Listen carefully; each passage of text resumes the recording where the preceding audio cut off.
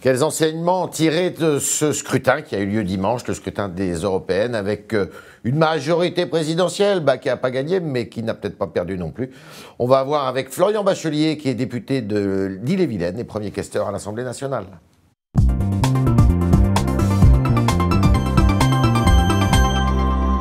Florian Bachelier, bonjour. Bonjour. Alors, vous avez un passé de gauche. Oui. Ça vous fait quoi d'être dans un parti de droite maintenant? Vous aviez déjà commencé comme ça la dernière fois, monsieur. C'est vrai? Oui. Je suis très à l'aise. Je viens de la gauche de Clémenceau. Moi, je viens de la gauche de Delors, je viens de la gauche de Dominique Strauss-Kahn. Aujourd'hui, c'est un parti de droite. Non, c'est un parti qui, justement, réussit à allier toutes les valeurs fondamentales de la gauche. Les catholiques pratiquants votent d'abord pour vous. L'égalité des chances de la gauche et la liberté des choix de la droite, si on regarde classiquement les choses.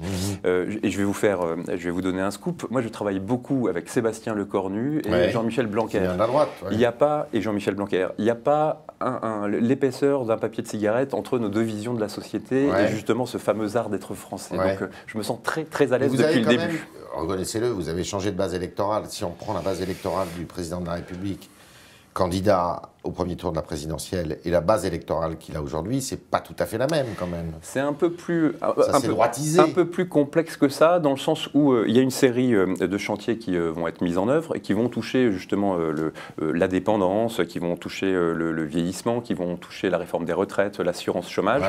Et on a mis en place depuis le début des mesures qui sont plutôt assimilées au camp de la droite, si historiquement on regarde. Mais on le dit depuis le début, créer des emplois, c'est ni de gauche ni de droite.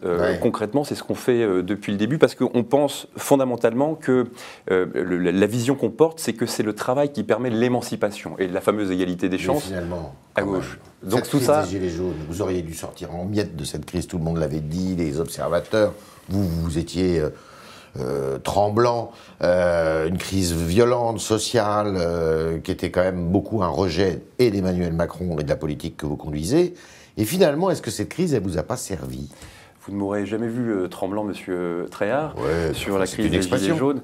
Non, mais concrètement, pour reprendre le point précédent, il va falloir s'habituer, c'est aussi ça un des enseignements du scrutin de dimanche, au fait que les clivages traditionnels entre la droite et la gauche, ils sont totalement dépassés. Mais là, on a une base de la majorité présidentielle qui en sort renforcée. Il y a un score historique de la majorité présidentielle sur une élection européenne. On n'a jamais vu ça, c'est-à-dire plus de 5 millions de Français qui ont mis leur bulletin de vote Renaissance de la République en marche. Est-ce qu'elle n'a pas signifié pour certains Français, elle a été rejetée par certains d'entre eux, non pas dans ses revendications, mais dans sa forme violente, ralentissant l'économie, donc il y avait un besoin d'ordre, une demande d'ordre, oui c'est ça. Est-ce que vous n'en avez pas bénéficié de ça ?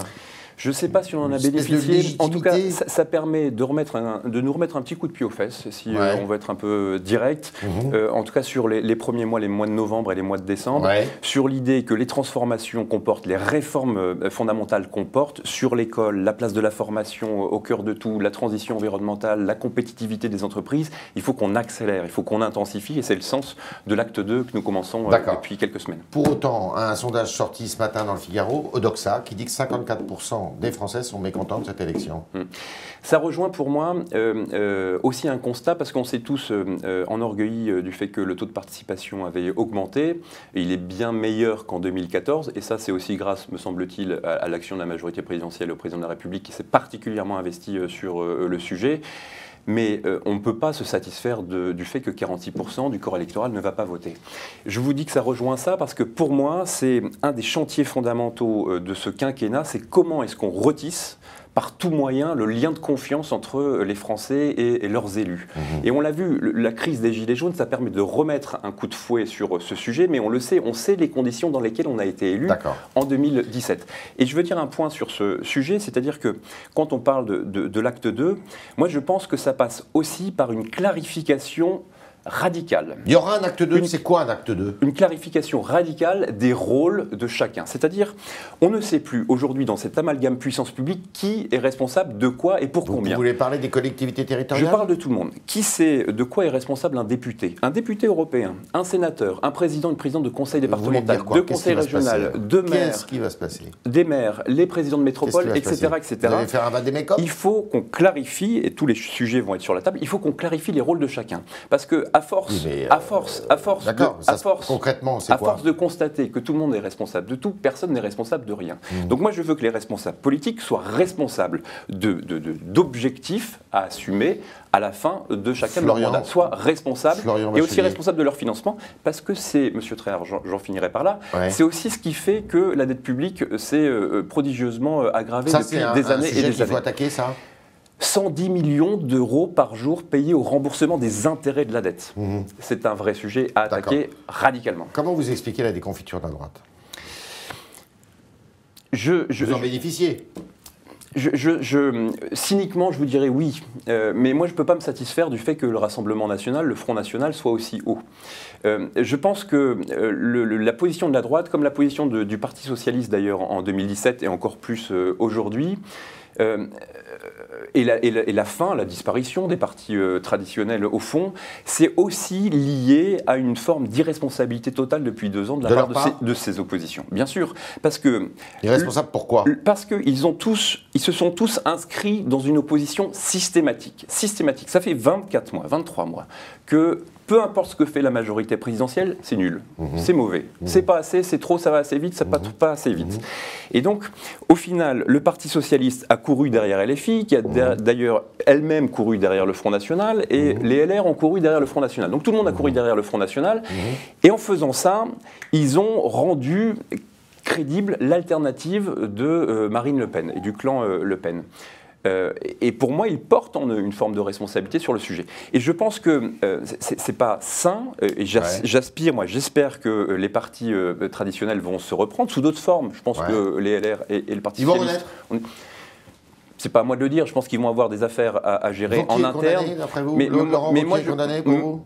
Je ne sais pas, mais je pense que c'est... On dit que le président de la République rêve que Laurent Wauquiez reste à la tête des Républicains. Je pense que le président de la République a d'autres rêves pour la France que le sort de M. Wauquiez. Cynique, hein, évidemment. Mais le président de la République, justement, ne partage pas cette vision cynique, me semble-t-il. En tout cas, je peux vous l'assurer. Et ce que je veux vous dire par là, c'est qu'il va y avoir une recomposition qui va se poursuivre. Aujourd'hui, on a 2 grosses forces en présence, c'est clair, et il serait sain que la deuxième force en présence ne soit pas d'opposition, ne soit pas celle du Rassemblement national, mais quelque chose de plus crédible qui apporte vraiment des contre-propositions. Vous, La République En Marche, vous avez perdu la gauche? Je suis là, Monsieur Tréhard, et nous sommes un certain nombre d'entre nous. Vous n'avez plus rien de gauche. Je vous donne les scores de l'Ille-et-Vilaine, si vous voulez, sur le scrutin européen. Non, on n'a pas perdu la gauche. Et c'est justement la gauche qui vient défendre, justement, qui est fer de lance du chef, qui est fer de lance du combat progressiste. La Bretagne, qui est sociologiquement plutôt à gauche, vous l'admettrez, a été le chef de file. A été le chef de file du combat progressiste et dans les premiers au score aux européennes. Donc nous, on tient sur notre socle de gauche et écologiste en Bretagne depuis le départ. Est-ce que le score des écologistes, justement, montre, qui était plutôt un bon score, mieux qu'attendu en tous les cas, est-ce que ce score ne montre pas que beaucoup d'électeurs de gauche, notamment des jeunes qui votent peu, eh bien, se sont détournés de la gauche pour aller vers eux, les écologistes? Ils sont allés sur les deux. La réalité, je prends le département d'Ille-et-Vilaine une nouvelle fois. Le premier... Vous pourriez vous allier avec M. Jadot, par exemple? Mais on peut travailler avec M. Jadot. Ah bon? Mais bien sûr. Ah oui. Mais c'est ce qui se fait au Parlement européen. Donc vous êtes pour vous allier au vert, maintenant? Non, moi je ne suis pas pour les alliances et les petites combinaisons entre partis. C'est pas ça. Mais le Parlement européen, il est beaucoup plus pragmatique que le Parlement français. Vous pouvez plus facilement travailler avec M. Jadot qu'avec M. Glucksmann? Mais on peut travailler avec tout le monde. Non, on peut travailler avec M. Glucksmann, on peut travailler avec les amis de M. Wauquiez, on peut travailler avec tout le monde. Et sur des thématiques, sur des projets. Vous êtes une auberge espagnole, vous? Non, c'est pas ça. On est pragmatique. C'est-à-dire que c'est bien l'écologie de salon, mais à un moment donné, il faut mettre les mains dans la machine. Et c'est ce qu'on fait depuis le départ. Et je pense qu'on n'a pas à rougir du bilan. Vous avez pourtant fait le reproche de ne pas être assez écologique. Qui? Vous? Non, pas moi. Moi, je ne suis rien. Non, parce que je pense qu'on a un bilan. Vous ne pouvez pas dire ça. Je pense qu'on a un bilan sur les 24 mois qui est tout sauf déplorable, et que les engagements qui sont portés, la Banque du Climat, tous les engagements qui ont été portés sur la campagne européenne, et les engagements qu'on a pris auprès des Français, la sortie du glyphosate, etc., font que la dimension écologique, elle est présente depuis le début. Mais ça veut dire traduire en actes. Parce qu'il ne suffit pas de faire des proclamations et éructer dans des tribunes de salon du 7e arrondissement. Il faut mettre les mains dedans. Et moi, l'écologie, c'est aussi surtout l'opportunité de créer les emplois de demain. Et là où je vous dis que le Parlement européen est plus pragmatique, c'est que moi je n'ai aucun doute sur le fait qu'il y aura, sur thématique par thématique, la recherche, la santé, la transition environnementale, la transition numérique, la transition migratoire, etc., des combinaisons qui permettront justement de sortir. Et juste sur ce point, parce qu'on a cette lecture nationale depuis dimanche du scrutin européen, mais la grande leçon aussi, c'est au niveau européen. Oui. C'est-à-dire qu'on est en position, on a réussi à se mettre en position centrale du bloc charnière, avec 23 eurodéputés, qui, eux, seront présents à l'Assemblée, au Parlement européen. Effectivement, libéral qui va être là. Donc la France retrouve sa voix. D'accord. Est-ce que ce résultat qui vous conforte, malgré tout, c'est pas une déroute pour vous, est-ce qu'il va changer votre travail législatif ? Moi, je pense qu'il doit nous conforter dans l'idée d'intensifier notre travail. Réformes ? On a 6 mois devant nous. C'est quoi les réformes à venir, là ? Eh bien, on a la réforme de retraite, on a l'assurance chômage, on a réforme institutionnelle la convention citoyenne, bien sûr. C'est dans le calendrier, vous savez, le mai, juin, juillet, plus l'agenda de septembre. Ça fait partie. La loi bioéthique sera présentée à l'ordre du jour. Donc là, vous n'allez pas changer votre rythme de croisière ?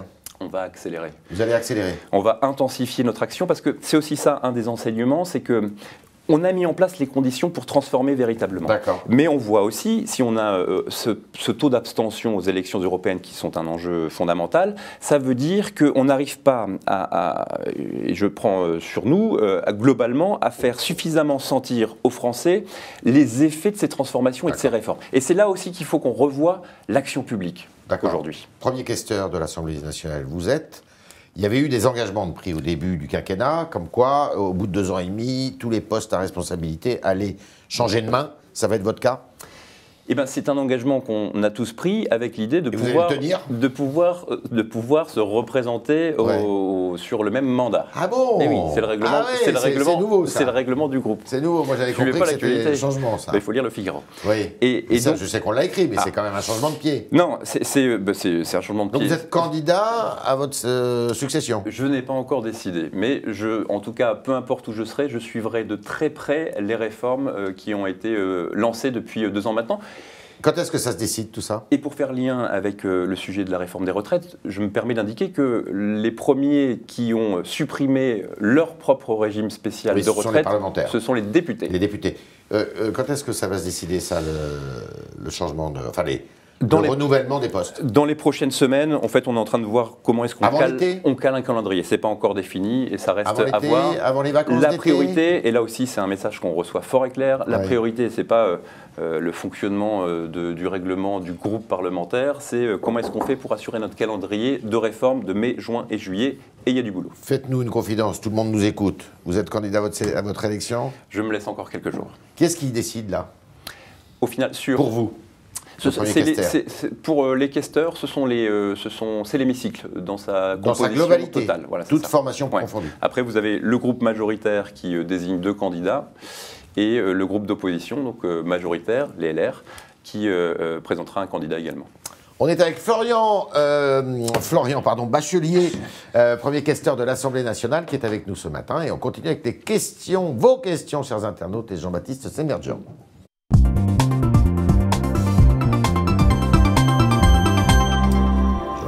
Bonjour. Bonjour Yves, bonjour Florian Bachelier. Bonjour. Première question, c'est Mathieu. Mathieu dit qu'il n'est pas allé voter. Comment est-ce que vous réagissez, vous, à l'abstention de ce dimanche? Presque 49,8%. C'est ce que j'indiquais. C'est un des gros enjeux du quinquennat. Qui se sont abstenus pour vous? C'est ceux qu'il va falloir aller chercher, c'est ceux qui ne comprennent plus l'action publique, qui ne voient pas, ce que je disais tout à l'heure, qui est responsable de quoi et comment est-ce qu'on change la vie, qui ne croient plus au fait que les acteurs publics... La vie politique n'est pas assez lisible. C'est pas tant la vie politique, c'est les effets des réformes de la vie politique. Et pour moi, il y a 2 grands chantiers dans ce quinquennat. C'est remettre plus de travail. En gros, c'est la lutte contre le chômage de masse. Et puis, c'est ce chantier de la confiance en l'action publique. Anthony, les 2 vont de pair, pardon. Anthony, sur Twitter, a appelé ce week-end à voter contre Emmanuel Macron et pour les Gilets jaunes. Ça va ensemble, selon lui. Ils ont voté pour qui, à votre avis, les Gilets jaunes? Eh bien, si je regarde les statistiques... Beaucoup pour le Rassemblement national. Beaucoup pour le Rassemblement national. Après, suivant les territoires, vous aviez des gilets jaunes totalement différents. Je ne sais pas si les Gilets jaunes bretons étaient sur le Rassemblement national. Je ne Ils sais ont pas peu s'ils voté sont pour vous, quand même. Je sais pas s'ils sont allés voter. Je ne sais pas. Je ne sais pas vous dire parce que justement, avec cette multiplicité de gilets jaunes et à la fin, en réalité, plus vraiment de gilets jaunes, me semble-t-il, dans les manifestations violentes. On reste sur la crise des Gilets jaunes. C'est le commentaire sur Figaro Live qui vous demande quelles sont les suites au grand débat. Les suites au grand débat, c'est justement ce qu'a indiqué le président de la République, c'est l'acte 2. C'est-à-dire comment est-ce qu'on fait pour réformer le fonctionnement de l'État, comment est-ce qu'on fait pour que nos réformes soient plus ressenties avec intensité, notamment sur la justice sociale, la justice fiscale, la transition environnementale. Non, c'est ce qu'on dit depuis le début. Et encore une fois, je reviens au chantier fondamental qui est celui de la création d'emplois, donc la place de l'école au cœur de la cité, au cœur du pacte républicain. L'objectif de 7% de chômeurs à la fin du quinquennat ? Moi, je suis sur un objectif qui est plus ambitieux, mais sur mon territoire. Mais je vous explique la difficulté qui, à mon avis, illustre bien la première question que vous posiez, la formation professionnelle. C'est formidable, la formation professionnelle. On a enfin compris qu'il valait mieux former les chômeurs que les cadres de grands groupes. Et donc, on a mis 15 milliards sur la table. On a mis 1 an, d'ailleurs, à l'Assemblée nationale pour voter ce texte, ce qui est aussi un des points de travail.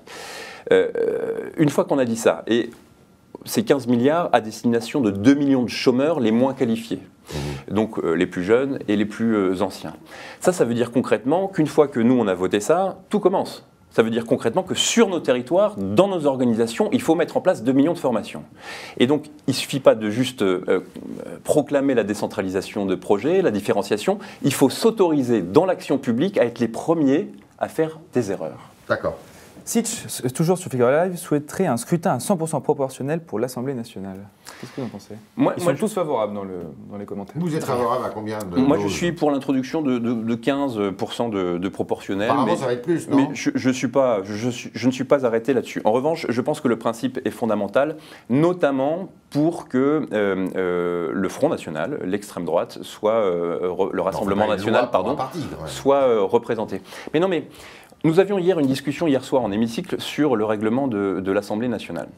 Alors, on est en train de le transformer aussi pour essayer de rendre l'Assemblée nationale plus efficace et de donner plus de droits aux oppositions, pour qu'elle nous challenge sur le fond plutôt que sur des vidéos YouTube.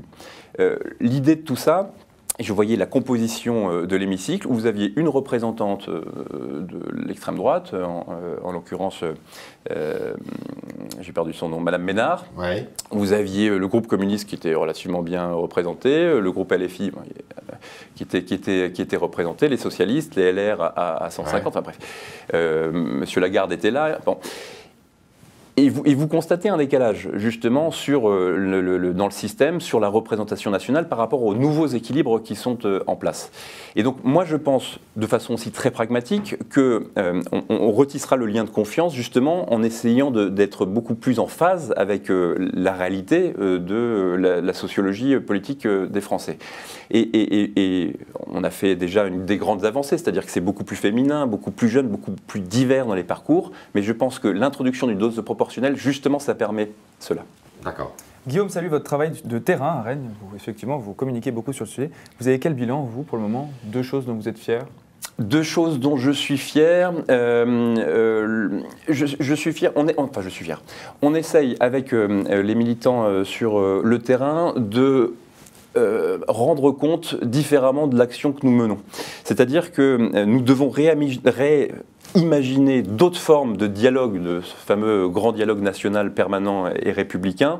Et donc, on est en train de mettre en place un conseil de circonscription. Et ce qu'on a fait, c'est de cibler aussi chacun des acteurs de la transformation. Je vous prends cet exemple-là. Sur la santé, on a écrit aux acteurs de la santé, sur l'université, aux acteurs de l'université, sur le commerce, aux commerçants, sur la lutte contre la grande pauvreté, aux acteurs de la lutte contre la grande pauvreté. Ça, c'est une révision de méthode aussi, c'est-à-dire que moi, je leur écris pour leur expliquer, pour leur dire globalement quelles sont les grandes lignes de la réforme stratégie nationale qu'on vient de mettre en place, et pour leur demander à eux de me dire quels sont les verrous qu'ils rencontrent au quotidien. Parce que je pense que c'est là que ça se passe. Et donc, à partir de ça, il va falloir qu'on imagine d'autres formes de travail. Et moi, je suis, si vous me permettez 2 minutes, une minute, non, même pas, une minute pour qu'on intensifie l'évaluation des politiques publiques sur le terrain et le contrôle de l'exécution des stratégies. Ça rejoint le point que je vous disais, moi je suis effaré depuis le début, qu'on n'est pas responsable public par responsable public, un point de situation sur nos thématiques, les thématiques dont on est responsable devant les Français, avec des objectifs clairement affichés et qu'on mesure ça. Et donc, il faut qu'on travaille là-dessus. Et donc, je suis fier de travailler sur ce point. Petite question encore. Petite dernière question, c'est Eric qui vous interroge sur votre travail de questeur. Apparemment, il y a des avantages supplémentaires, vous êtes mieux payé. Ce n'est pas Eric Ciotti. Non, pas Barrelet. Non, là aussi, je lis beaucoup de bêtises sur le sujet. La réalité, c'est qu'on est rémunéré comme des députés, on a le même rémunération que n'importe quel député, sauf qu'on dispose d'une enveloppe supplémentaire pour organiser la gestion des réceptions, des salons de réception dans lesquels nous sommes. Et souvent, d'ailleurs, on pense que je suis dans un 400 mètres carrés comme les autres questeurs. Non, en fait, ce sont les salons de réception qu'on gère et on a des budgets spécifiques pour ces sujets. Ça n'a rien à voir avec une agence événementielle. Non. Florian Bachelier était avec nous ce matin, député de l'Ille-et-Vilaine, beau département de la Bretagne, premier questeur de l'Assemblée nationale. Merci d'avoir répondu à toutes nos questions. Merci. Et merci à Jean-Baptiste Sémerjian de s'être fait votre écho. À demain.